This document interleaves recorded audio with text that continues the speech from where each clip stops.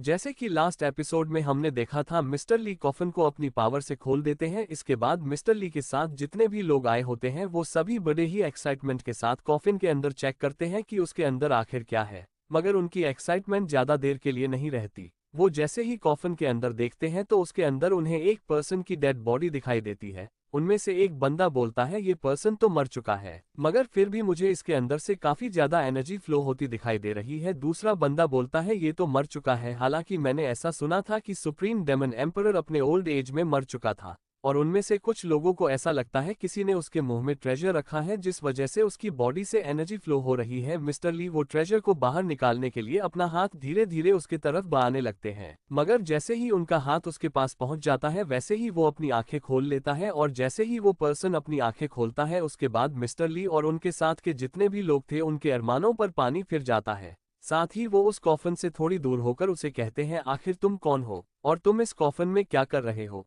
और साथ ही उन सभी को वो पर्सन के ऊपर काफी गुस्सा आ रहा था। हमारा मैं लीड एटीट्यूड के साथ बोलता है तुम्हें क्या लगता है आखिर मैं कौन हूँ, और तुम्हें मैं बता दूं ये टूम मेरे लिए बनाया गया था।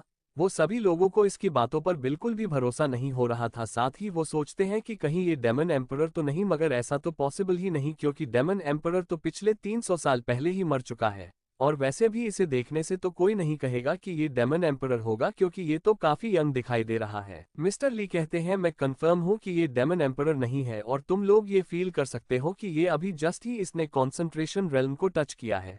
दूसरा बंदा बोलता है हाँ आप सही कह रहे हैं, इसे देखने से तो ऐसा ही लग रहा है कि इसने अभी अभी कॉन्सेंट्रेशन रेल्म पे गया है। मगर हमारे मेल लीड को तो उन सभी की फालतू बातों पर हंसी आ रही थी क्योंकि वो जानता था कि ये मामूली लोग मेरा कुछ नहीं बिगाड़ सकते, इन्हें तो मैं अपनी एक उंगली से मार सकता हूँ। मगर वो सभी लोगों को उसके साथ बात करके ऐसा लग रहा था कि ये हमें फंसाने की कोशिश कर रहा है, इसलिए वो उसे जल्दी से ट्रेजर के बारे में बताने के लिए कहते हैं। और उन्होंने अपनी तलवार को उसके तरफ कर दिया था। साथ ही वो कहते हैं अगर तुम हमें नहीं बताना चाहते तो तुम्हें फिर यहीं पर मरना होगा। और इतना कहते ही वो उसकी तरफ तलवार लेकर उसे मारने के लिए आगे बढ़ जाता है। हमारे मेल लीड को पहले से पता होता है कि इसके मामूली अटैक मेरा कुछ नहीं बिगाड़ सकते, इसलिए वो उसके अटैक पर ज्यादा ध्यान नहीं देता। मगर मिस्टर ली और उसके जितने भी साथी होते हैं वो बस उसकी तरफ ही अपनी नजरें गड़ा रखते हैं क्योंकि उन्हें तो लग रहा था कि आखिर इसके साथ क्या होगा। मगर वो लोग इस चीज को देखकर और भी ज्यादा हैरान हो जाते हैं कि वो पर्सन ने मात्र अपने 2 उंगलियों से ही उसके अटैक को रोक लिया था। वो बंदा जिसने अपनी तलवार से सामने वाले के ऊपर अटैक करा वो इस टाइम उन सभी लोगों से ज्यादा हैरान होता है क्योंकि उसने अपनी पूरी पावर का यूज करके उस पर अटैक कर था, मगर उसके अपोनेंट ने तो उसकी तलवार को ऐसे पकड़ लिया है जैसे कोई बच्चा जूस पीने के लिए स्ट्रॉ पकड़ता है।